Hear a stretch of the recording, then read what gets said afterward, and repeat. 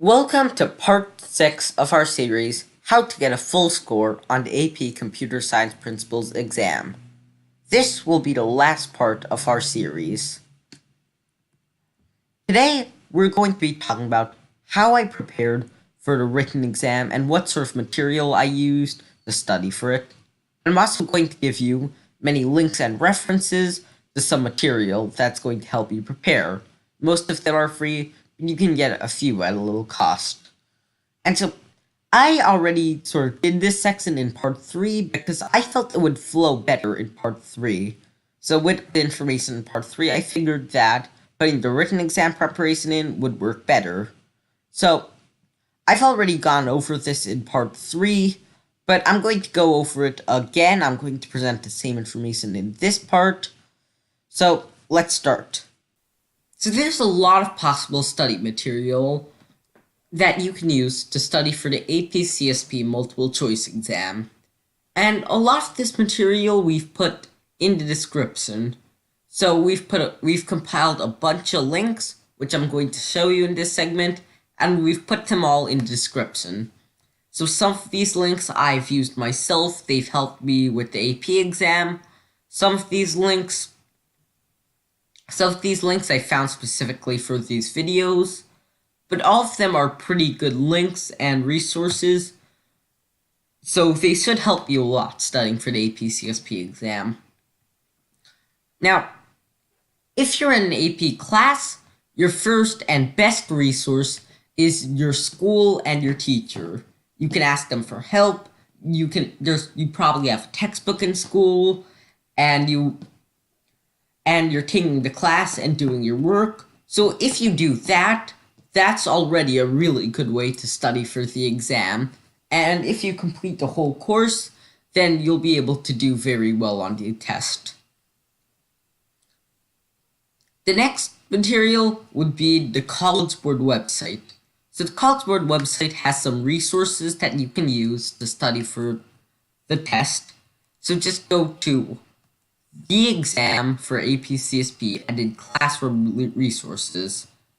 Now if you go to learning list resources here, then you can see a lot of different resources for computer science principles, and you can see a few more listed here for AP-CSP. And so these official resources should help you with studying for it. There's also a really good code.org course. I used this myself to study for the AP-CSP test. And so the course, it's fairly thorough and talks about many different things related to AP-CSP. And they keep AP-CSP learning very up to date, the newest versions. So, and there are many different tasks, so it's a really good resource. You can also find some books in your local public library. For example, this is the books you can find in a library near me. And there are plenty of other textbooks you can find for AP-CSP. So, for example, I used books by Barron's, Princeton Review, Kaplan, and such. So looking for books is another very good way to find good resources.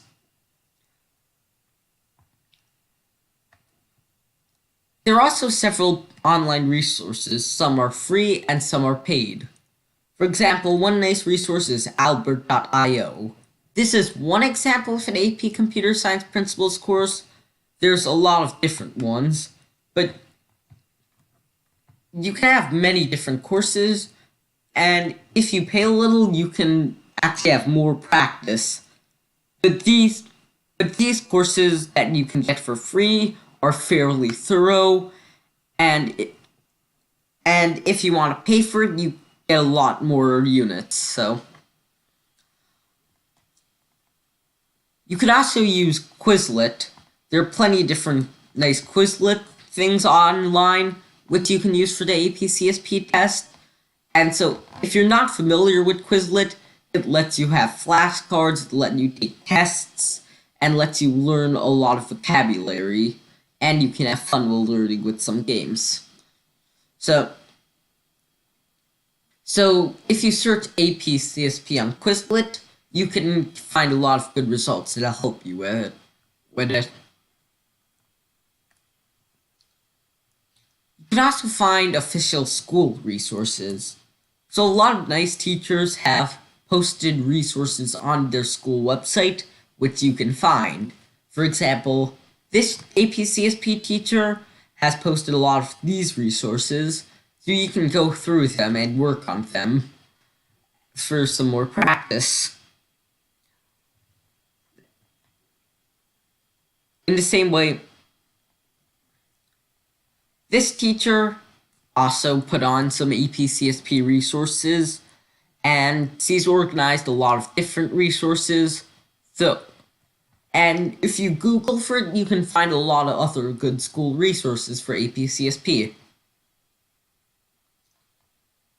There are also plenty of good books that are available. I mentioned this with our local public library, but for example, here's one of the books that I used. I used Kindle. I used a Kindle to read it, and if you have Kindle Unlimited, it's free, and it's a really good book. It's a really good book that helps a lot with computer science principles, and this is one that I read through and used.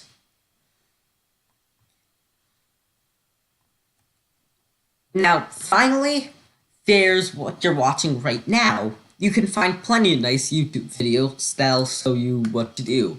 For example, if you search AP/CSP on YouTube, you can find a lot of these videos, which will help you with certain tasks and help you study for the AP/CSP exam.